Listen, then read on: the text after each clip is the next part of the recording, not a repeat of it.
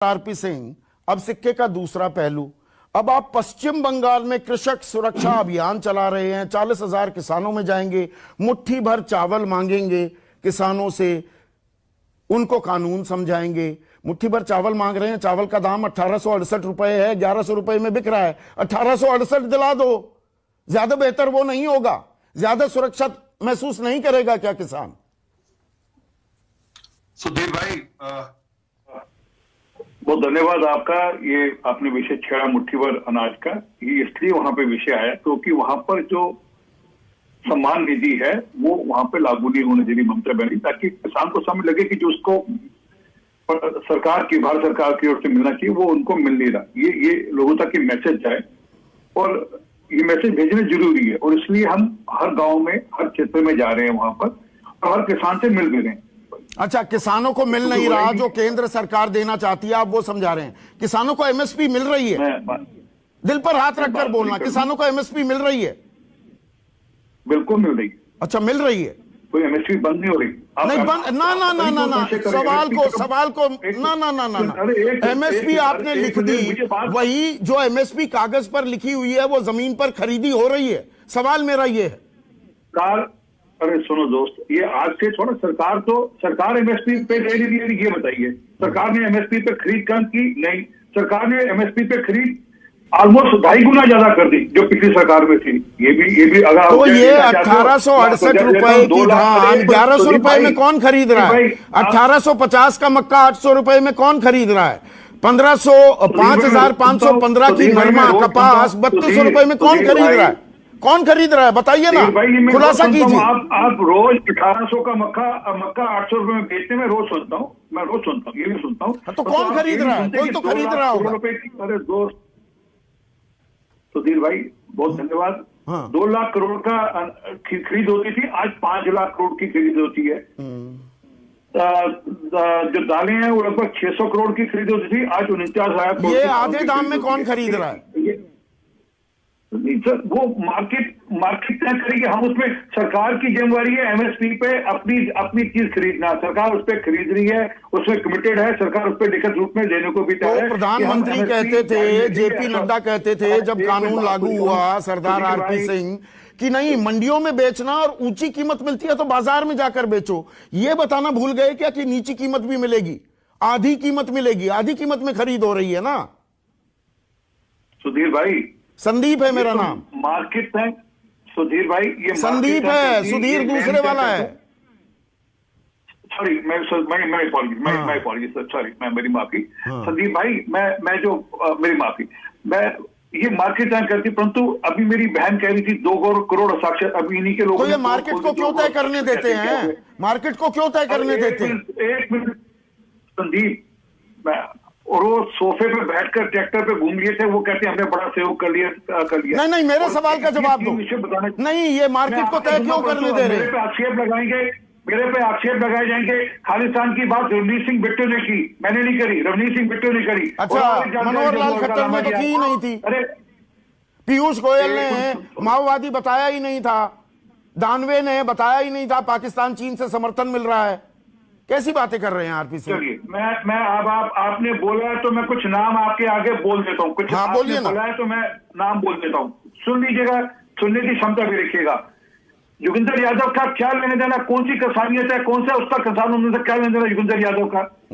वहां पर सर्जिल इमाम के पोस्टर हैं, मुझे नहीं कहनी चाहिए थी बात, आपने जबरदस्ती मुझे उस पर देखे नहीं जी। उनका जोगिंदर सिंह उगरान ने वहां पर जो रैली, वहां पे सर्जिल इमाम कब से किसान हो गया, जो उमर खालिद कब से किसान हो गया।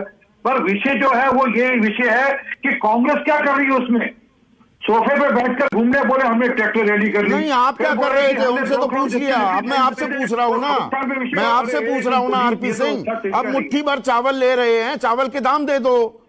ये दाम की बात को आप हल्के से निकलना चाह रहे हैं, ये बाजार तय करता, बाजार को क्यों तय करने दे रहे हैं आप? कहां हल्के से संदीप भाई, कहाँ हल्के से निकल रहे? हम तो कह रहे हैं हम एमएसपी पर जो सरकार की खरीद थी वो जारी रहेगी, हम ये कमिटेड हैं। आपने कहा नहीं बाजार के हवाले होगा, बाजार खोलते हैं तो और ऊपर दाम मिलेंगे, यहाँ आधे दाम मिल रहे हैं, ये बताना भूल गए क्या?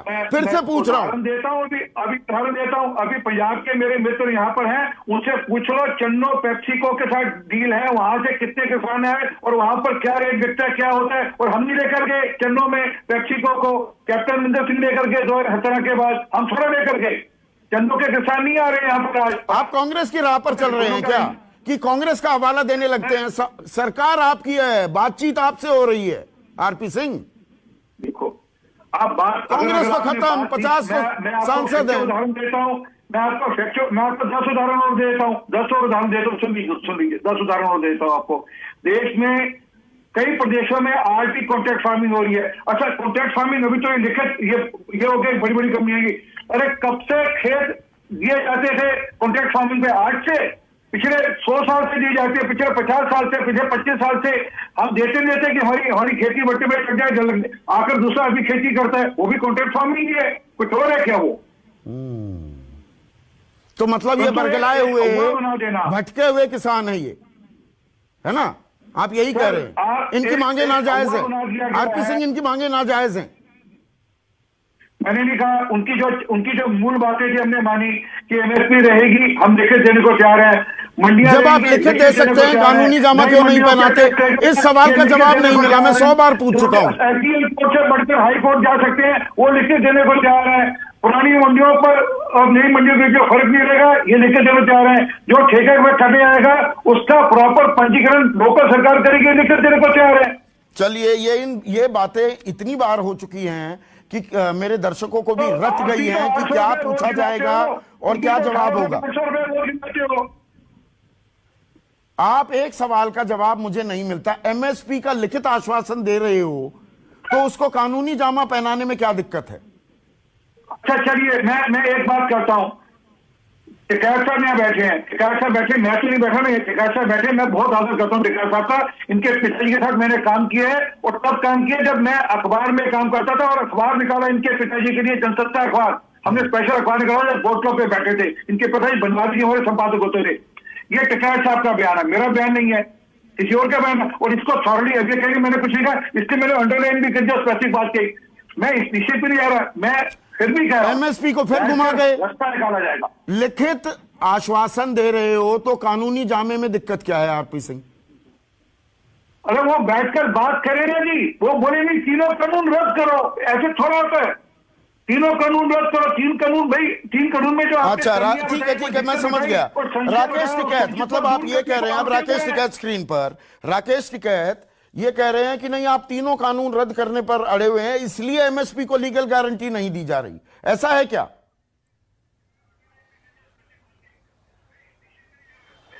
ये तीनों कानून भी रद्द होंगे और एमएसपी पे कानून भी बनाएगा। ये जितना जल्दी कर लेंगे उतना ही जल्दी इनको आराम होगा। ये एक मुट्ठी चावल मांग रहे हैं, हमने झंडा मांगा है, हम नेशनल फ्लैग मांग रहे हैं कि नेशनल फ्लैग दान में दो हमको। हम गांव की मिट्टी मांग रहे हैं कि जो भी किसान अब आएगा गांव से एक मुट्ठी अपने खेत की मिट्टी लेकर आएगा। मतलब ये चावल मांग रहे, चावल कहीं के लिए मांग रहे कि राम मंदिर पे वहां पे खिचड़ी बनाएंगे अयोध्या में। अरे इतना हजारों क्विंटल यहां से रोज चावल जा रहा है, व्यापारी ने लूट लिया।